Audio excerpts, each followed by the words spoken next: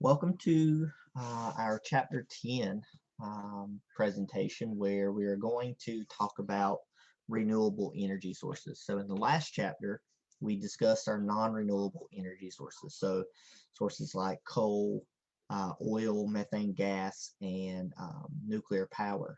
In this chapter, we're going to focus on kind of the cleaner energy sources and the energy sources that can actually be sustainable and are renewable, so it can be regenerated within our lifetime and exist on a time scale that can be useful for that sustainability. Now, looking at the outline of this chapter, we're first going to talk about the status of renewable energy, the different kinds of renewable energy, and then we'll finish up talking about energy conversion and energy conservation.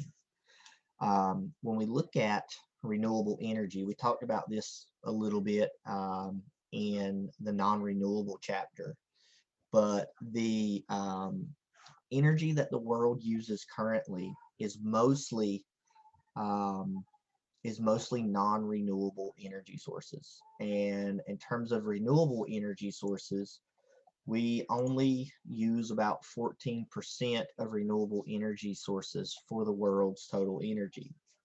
And as we talked about, fossil fuels will be used less and less as the reserves get smaller and smaller.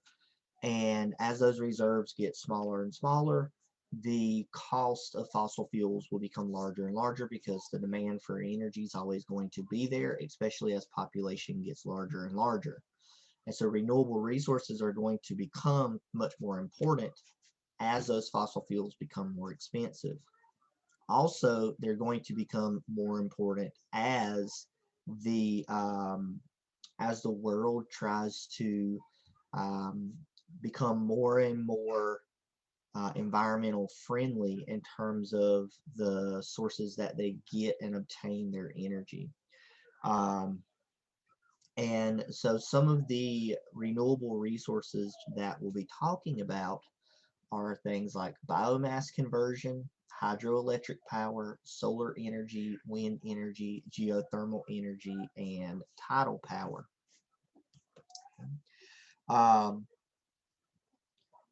Even though the current kind of use of renewable energy is only about 14% of the total world's energy, it's been estimated that the path in which a lot of countries are taking in terms of changing to renewable resources, we could be close to about 50% of the world's energy needs by renewable resources or being provided by renewable resources by about 2050.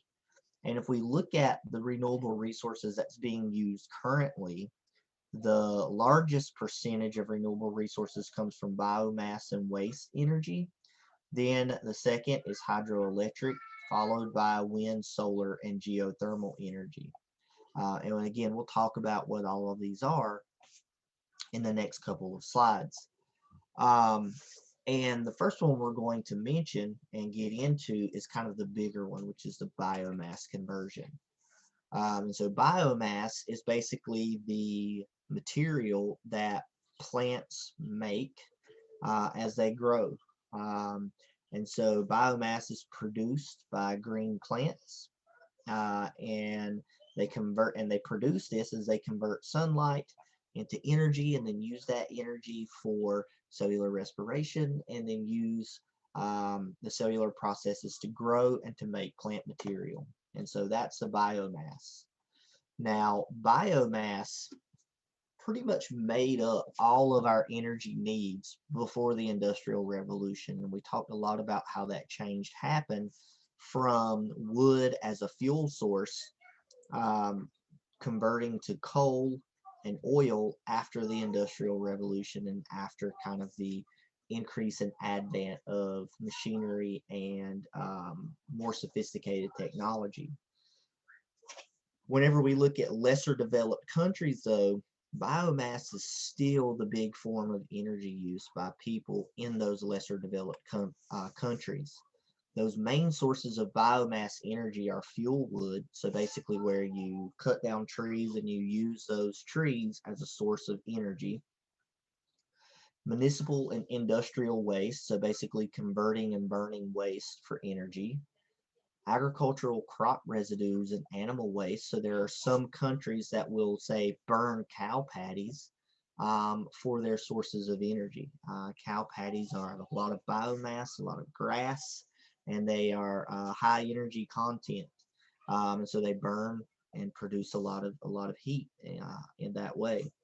And then we'll look at energy plantations. And so these are kind of the big sources of biomass energy. And like we mentioned, those lesser developed countries kind of rely on biomass energy a lot more so than the developed countries. And so the first one is fuel wood. Again, those lesser developed countries, fuel wood's been kind of the major energy source for hundreds of years. Um, and what's interesting is when you look at where the world's population is um, in terms of the developed and the lesser developed countries and their energy sources, fuel wood actually is a primary source for half of the world's population. Because again, there's large populations in those lesser developed areas. And then when you combine the fact that fuel wood is the primary energy source in those lesser developed areas, and that those lesser developed areas are the ones prone to growing, to having a higher population growth rate, you combine those factors with that intense population growth rate, then you have a large amount of people not being able to get enough fuel wood because they use it faster than the trees can regrow. Um, and so it becomes an issue then to where we're using it so fast that it's essentially not renewing itself, although we can grow trees and obtain those trees within our lifetime. So it is a renewable resource, but we're just using it faster than we can produce it. Another big thing for fuel wood is that it is a source of air pollution and particulate matter.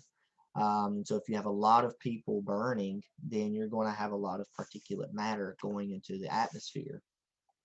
Um, and so again, using wood for a primary fuel relies on wood, and you're using a lot of wood. So that reliance on wood means you're using a lot of wood, and so that leads to a lot of deforestation. So cutting down forests basically to harvest the wood for a fuel source.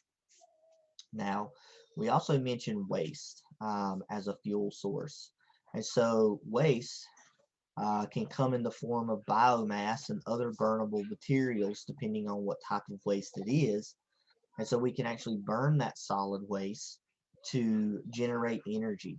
And when you think about it, burning and get rid that waste makes a little bit of sense economically because the cost of waste disposal goes down, and we actually reduce landfill volumes.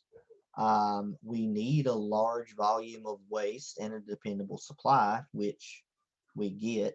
But that waste has to be sorted into materials that are safe to burn and use for energy, and then into materials that shouldn't be burned. And again, because you're burning, resources, you're creating air pollution, you're putting particulate matter into the atmosphere, and then we're also, depending on what you burn, putting specific pollutants in the atmosphere that's not found in other forms of biomass. So we have to really be knowledgeable about what we're burning, how we're burning it. For crop residues, this is basically material and biomass that's left over after a crop has been harvested. So, for example, like corn stalks or wheat straw, right, after you harvest the wheat. And you can burn this to use as a biomass fuel. And like I mentioned, you can also burn animal dung. Cow patties is a big energy resource in some cultures. It's dried and then burned, or you can also process this animal waste in anaerobic digesters, so digesters that have um, no oxygen content. So that's what anaerobic means. Anaerobic conditions is low oxygen, no oxygen conditions. And then that can be turned into, the animal dung can be turned into a burnable gas, so like a methane gas. The other form of biomass kind of energy sources are energy plantations. And so a lot of crops like sugar beets, corn grains, palm oil, etc., can be grown just to be used for energy production. And there are two kind of key factors that determine whether or not a crop is suitable for energy use. The crop first has to have a high yield of dry material per unit area of land that they're grown on, because you want a lot of that crop to provide a lot of energy. And then the amount of energy that can be produced from that crop must be more than the amount of energy required to grow it. So you need to get a net output of energy from that crop, or else it's not worth it. You're never going to generate an energy gain, and you'll actually be using more energy than what you get out of it. And that just does not make sense, right? And so that crop one has to have a high yield, and it has to result in a net output of energy. And as far as converting different types of biomass into energy, there are a couple of different ways you can do it. So you have direct combustion, which is just basically burning biomass in fires, right? You use that heat to directly cook or to heat your homes. You have biofuels production, where you say we ferment plant sugars into ethanol, and then you can use that ethanol as an energy source, right? You can use it to burn and say heat or cook or whatever. Then you have anaerobic digestion, which is what we mentioned a couple slides ago, where you take wet biomass or animal waste, you break it, you put it in a digester that is that uses or has anaerobic bacteria, so bacteria that break down that organic matter under no oxygen conditions, and that leads to the production of methane and carbon dioxide. And then you can store that methane and then use it for different energy, use it as an energy source to perform different processes. The last one is pyrolysis, where you basically have this chemical process that converts the biomass into a more useful fuel, such as charcoal. So charcoal has higher energy content than, say, raw wood. And so if you can actually convert that wood into charcoal, it will actually burn hotter and produce more energy than, say, the wood by itself. And so people will actually make charcoal piles, for example, where they will burn wood and allow it to smolder out to create those pieces of charcoal that they'll then use to cook with and heat their home with. And so people don't really do that a lot anymore. It's more of like your um, um, people that live off the land, those sort of cultures that kind of use those charcoal piles. It's more of kind of I wouldn't say older technology, but it's something you did before we had better ways of making that charcoal. Here's an example of a methane digester. So you have your digester unit with that anaerobic bacteria. You put in your raw material. They break that down. The gas goes into an outlet that runs to a storage tank. Then other products of the digester unit can then be used as fertilizer, so compost and nutrients that's broken down. And then you can use the gas from that storage tank for cooking, for heating, for lighting, etc. You also can use that gas to boil the water, right? That then affects the digester unit. Okay, so that hot digester water will go in and it will help with the digestion process. And so you're using energy that you're already making to not only run your digester, but to also provide a net energy output that you can use for other sources.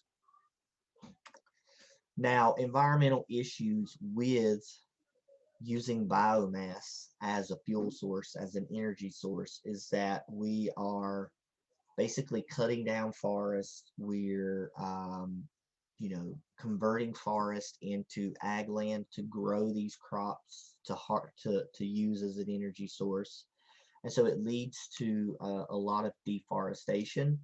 But then also, there's not enough wood to actually sustain larger areas that rely heavily on biomass as a fuel source. So, for example, 1.3 billion people can't obtain wood, or they harvest it faster than it grows. So it's not this sustainable source that they need. And then whenever you clear the land, you allow for this desertification to happen. So basically, the landscape is being converted into a desert because there's no vegetation to hold the sediments in place. You get a lot of erosion. Evaporation levels go down, the evapotranspiration, so the water evaporating out of the leaves, which affects climate. And so you actually get a change in the abiotic conditions of the area because you're removing the vegetation from that landscape. And then again, burning all of these uh, biomass sources, regardless of what you're burning, right, is releasing smoke and particulate matter, carbon monoxide into the atmosphere, which at high enough concentrations can contribute to health issues. All right, so the second renewable source we're going to look at is hydroelectric power. So hydroelectric power is basically created when you have moving water and you capture the kinetic energy from that moving water and turn it into electricity.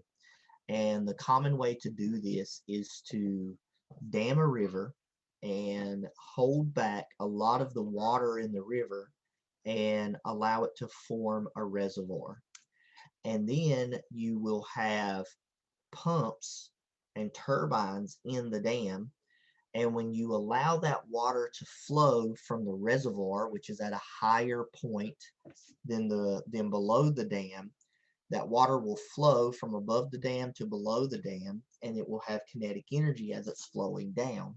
And it will cause a turbine to turn, and then the turning of that turbine um, is creating energy that can be basically turned into electricity.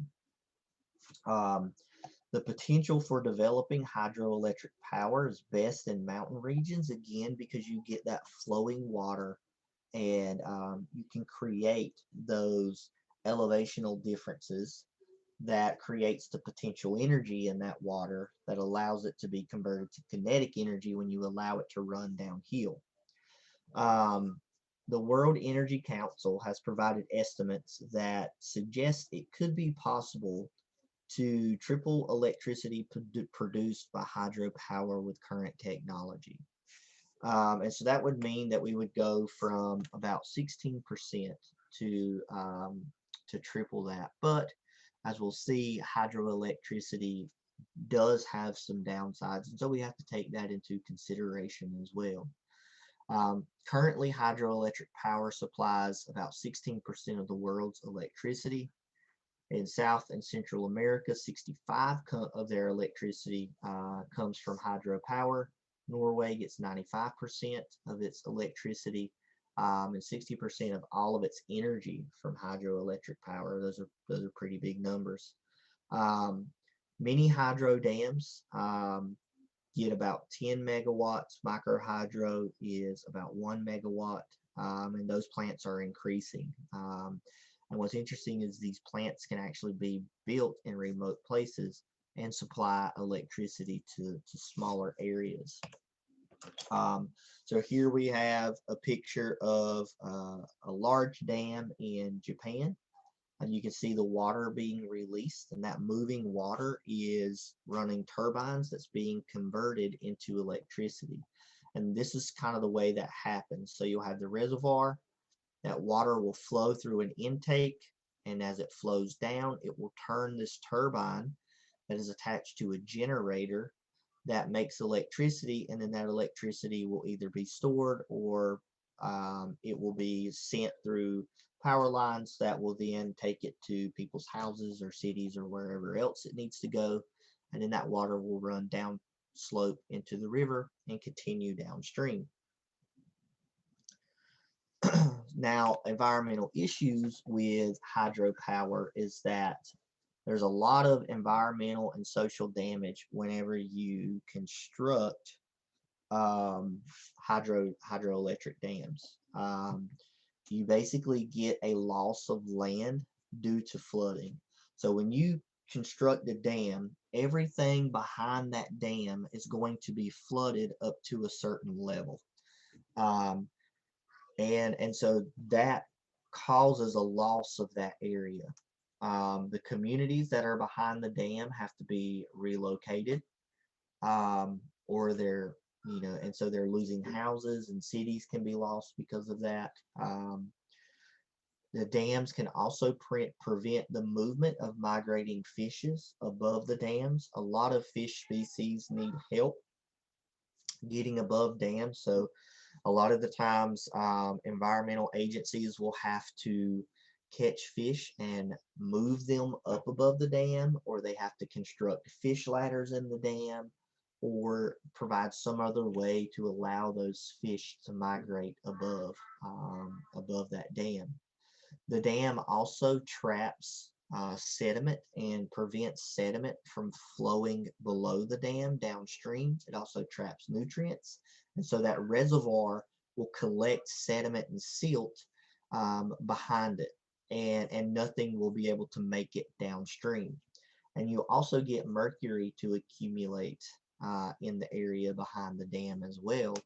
And so there's a lot of environmental issues that can exist from the construction of dams.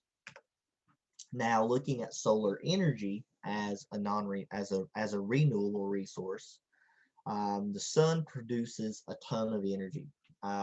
It's 600 times greater than energy produced each day by all other energy sources combined. The problem with solar energy, though, is that it diffuses, and so that makes it hard to to gather efficiently and use, and it's intermittent, right? It's only present during the day, and then depending on your latitude, you can go months without sunlight. You can have very short days that are only like 4 hours long. And so not all locations are really good for utilizing solar energy. But now, when you do utilize solar energy, you can utilize it in three different ways: in passive heating, in active heating, or you can take solar energy and transform it into electrical energy, which is probably what you're more familiar with. So that third option. Now, passive heating is when you take the sun's energy and you use it to directly heat a source. Active heating is when you take the sun's energy, convert it into the heat, but then transport it to be used elsewhere. And we'll look at two figures kind of showing that here in a second. Solar energy being transformed into electrical energy is probably what you're more familiar with, and is where you really use solar panels to gather that solar energy and then convert it into electricity. In a passive solar system, generally the sunlight, the light energy, is transformed into heat energy once it becomes absorbed by a surface. And so, for example, if you were using a passive heating system, you would have really large windows that would face southward, because that's where more solar radiation hits the earth, typically from a south-facing direction. And then the material inside of that building will be made of material that absorbs the sun's heat relatively well, and then slowly releases it. And so this is called a direct gain. Okay. And so some examples of this passive heating design is shown here. So you basically have a sun space where the sun's energy can go through the windows, and then it becomes trapped in these windows because it can't exit, basically like a greenhouse. But then you have it set up to where it vents that heat into a room, and you get convection heating basically um, in this space. Another way is through a specific wall that will absorb that heat, and then it will slowly release that heat into an adjacent space. And so here's an example of a house that was actually constructed with solar panels and then also large windows for a passive heating system. Now, an active heating system is where you have solar collectors, and they will collect the heat from the sun. You have water pipes that run through those solar collectors, and they heat up the water that's running through the pipes. So the heat collected from the solar collectors will heat that water. And then that hot air will run through, and it will heat up, take that hot water, and then transport it to a room to where the heat from that hot water will dissipate into the surrounding room, the air into the surrounding room. And then as it cools, that cold water will be sent back up into the solar collectors to be reheated. And so you have pumps that are running these the water and sending it throughout this system.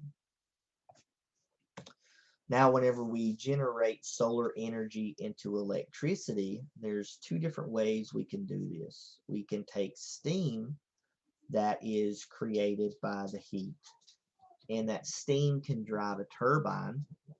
And so the steam will run the turbine, and then that turbine will create electricity. The second way that you can generate electricity through solar energy is through photovoltaic cells, so PV cells. So the basically these cells will absorb the solar energy, and then they convert it into electricity that can then be used to, run any kind of objects in your house, or it can be used to charge your phone. And so they make little tiny solar cells that you can take with you, like if you're backpacking or something, and you can use that to charge your cell phone or charge other devices. And so what these photovoltaic cells basically go on is this thin film. And that thin film allows them to build these solar cells into actually the shingles of the roof, into tiles, into buildings, into skylights.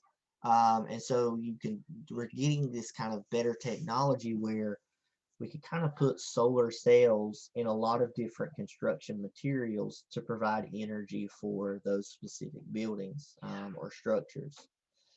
In 2016, globally, there was about 69,000 megawatts of photovoltaics installed. In 2012, only about 31,000 megawatts were installed. So we see a substantial increase there. And just between 2015 and 2016, there was an increase of solar capacity by about 60%. So we're starting to move, a little more towards using solar energy, especially in places where it's much more capable of supporting energetic needs, especially in a state like California, say like in the Central Valley or the southern part of the state where you have a substantial amount of sunny days throughout the year. That solar power really can provide energy for people living in that area. You can have what's called a solar power tower. So this basically uses mirrors to focus sunlight. That raises the temperature, allows it to generate steam. Or you can have like a parabolic trough, which transfers heat to water and then converts it to steam. And so those are some other examples of kind of how that solar power can be converted to steam in order to generate energy. Now, environmental issues is that solar energy is actually fairly good. It's renewable, minimal environmental impact. The impact with solar energy is basically in the construction. You have to manufacture it using silicone and other materials. and getting those materials requires energy. The thermal and PV power plants require a lot of land. You have to position the mirrors, you have to position the solar collector, so it takes up a lot of space. For example, there's a system in California. It covers approximately 2.5 square miles, just in terms of, you know, the photovoltaic cells, the solar collectors. And then the installation of the PV cells, the water heating systems on buildings, doesn't require additional space and is generally incorporated into the design of the building. So that's a really good part, really good aspect. So here's PV shingles being installed on a house. This is the solar cells at a power plant kind of collecting power and then probably rerouting it somewhere to be used. And then these are your typical solar panels that you're probably familiar with that's being implemented or installed on a house. And again, these are usually south facing, facing where most of the sunlight can be absorbed. Now, moving on to wind energy. Wind has been used for hundreds of years to provide energy, whether it's moving ships, whether it's pumping water, so whether it's, you know, grinding grain, say in a windmill. Wind energy has been around providing work for populations and cultures for hundreds of thousands of years. More recent times, we began to use wind energy to actually generate electricity through wind farms. Um, One of the issues, though, is that winds are variable, and so they can't really provide this constant source of energy. Well, you can have a windy day, one day can be windy, the next day the wind could be completely still. And that, means that you have to couple wind energy with other sources of reliable energy to make sure you're providing energy on a daily basis, on a constant basis, to your population. In 2008, the Department of Energy made a report that said it's really kind of feasible to generate 20% of the electricity in the United States from wind by 2030. Whether or not we beat that and that actually happens is to be seen. So we're only 9 years away at the time of recording this video, so we'll see what happens by then. The technology to generate electricity from wind is pretty easy to install, but it also provides very large turbines in order to generate that energy. In 2016, we got about almost 500,000 megawatts being installed worldwide. This is an increase of 14%. The United States, Germany, and China make up about 60% of that capacity. So these are kind of the three countries that are really kind of moving to try to incorporate wind energy as a renewable resource. However, total electrical energy produced by wind is less than 1% worldwide in terms of the energy consumption. Some environmental issues associated with wind plants is that the moving blades are hazardous to birds and bats. And not only do they come in contact with the blades, so they can kind of hit the blades and it would kill the birds or the bats, but the moving of those large wind turbines also creates a pressure difference. And it's been shown through some research that, for example, in bats, the differences in the pressure can cause what's known as barotrauma, which is basically the bends in divers. So it causes that same thing to happen in bats and birds as they fly near those windmills or turbines, and they experience that difference in pressure. And then also you have to look at them, and some people consider the aesthetics to be a problem and label it as a visual pollution issue. Now, this is a map of potential wind energy, wind energy across the United States, where it's really good in the darker blue, and it's marginal in kind of that lighter beige color. And so you can see Not really anything in the southeast, mainly because it's forested, not a lot of wind. In the Appalachians is okay. You're getting a higher altitude, so there's much more wind. Lots of good potential in the Great Plains, Midwest area, and then kind of the mountains around in California in the hills where, again, you're getting up to where the wind is much more prevalent in those higher altitudes. Moving on to geothermal energy. So geothermal energy is basically where you can use the magma that moves close to the surface of the earth that provides heat.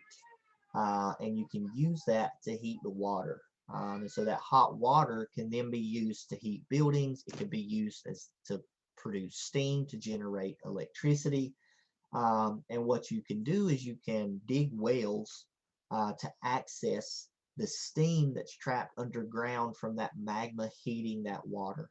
And then again, that steam will power turbines and electrical generators. And the US actually produces a large portion of the world's geothermal energy or electricity, and the world's largest geothermal plant is actually in San Francisco.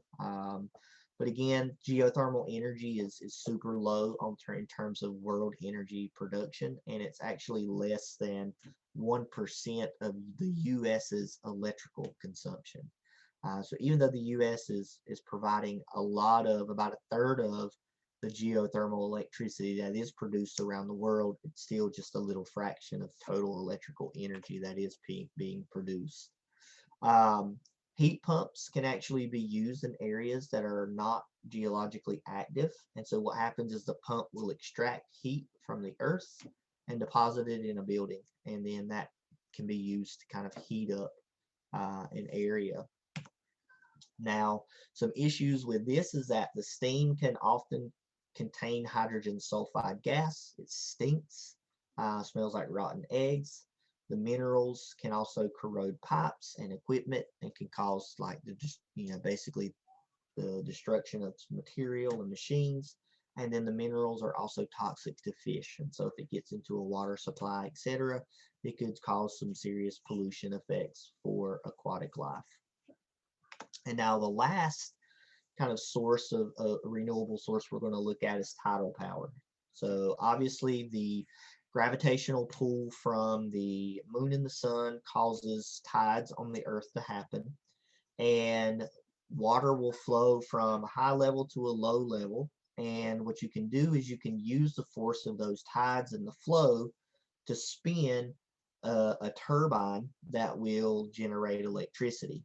And you really need kind of really large tide changes. So this can only really happen in areas where tide changes are large, and roughly it's about 16 feet difference in tidal changes in order to produce a significant amount of power that is suitable enough to provide energy. And so what that means is there's very limited sites that have this tide change of 16 feet or more, which can be used for generating tidal electricity.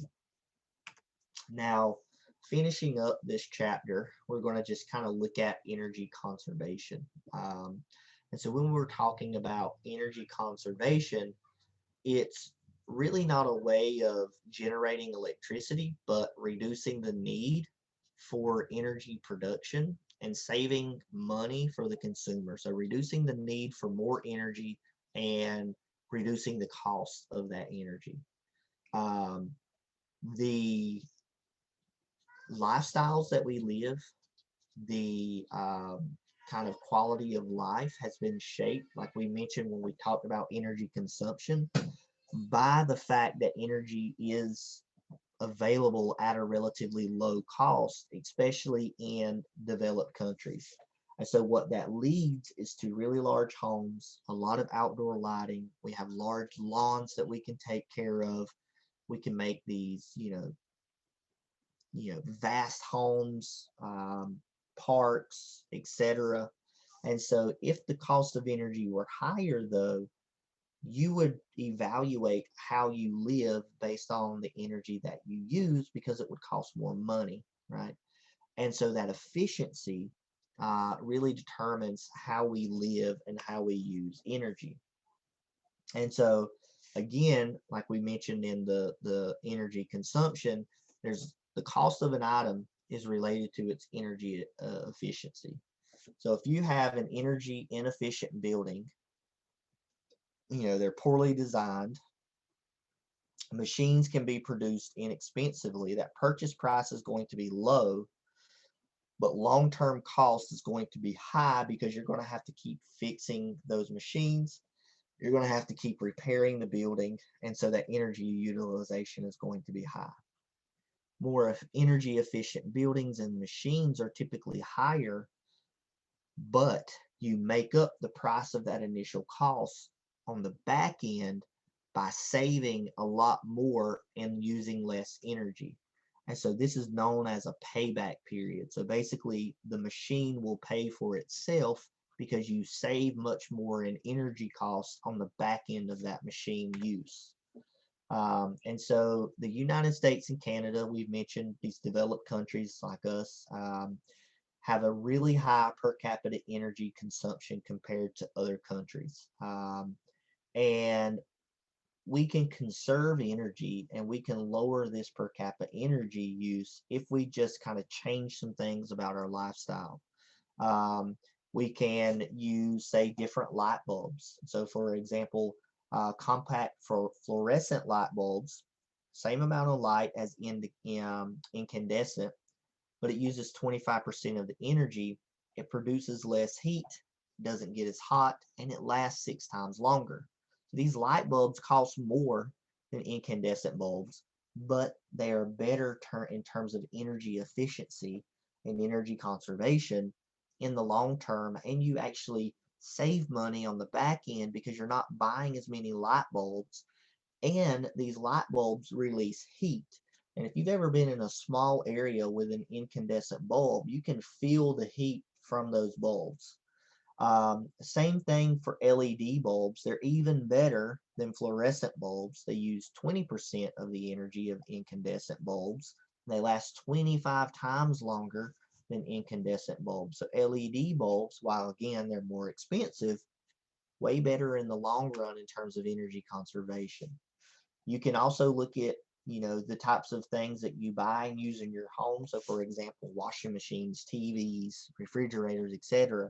When you buy them, they typically have this energy guide sticker on them where it tells you where your model sits. So this model's, about the middle lower range in terms of kilowatts used per year. And so it's a more energy efficient model. But there is one model that's super efficient and one model that's really inefficient, right? This model probably costs cheaper. This model is probably one of the more expensive models. But again, you'll be saving money in the long run on the back end. Now, with energy conservation, there's also some government incentives that the government can use to try to provide encouragement to use less energy. Most of these incentives are basically economic rewards in the form of tax incentives, or they will impose economic penalties, so fines and taxes, if you're on the opposite end of energy efficiency.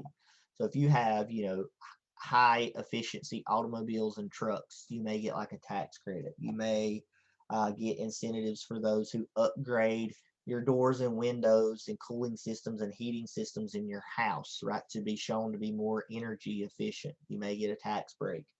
In 2014, they've phased out incandescent light bulbs, and so now you're, buying those fluorescent or the LED light bulbs. Manufacturers have higher energy efficient standards that they have to go by for appliances and other machines they construct. Better high speed rail transportation, so public transportation, etc. So they can do a lot of things to try to impose these energy efficiency guidelines in the population and kind of push people to be more energy efficient. And so that's it for the renewable chapter. As always, here's the summary slides. for this chapter. Use them as you study, but remember, this is not the only thing you should study from this chapter. And as always, let me know if you have any questions, if you have any concerns. You can contact me via email, or you can contact me via the discussion board. And with that, I hope you have a good rest of your day, and we will see you in the next chapter.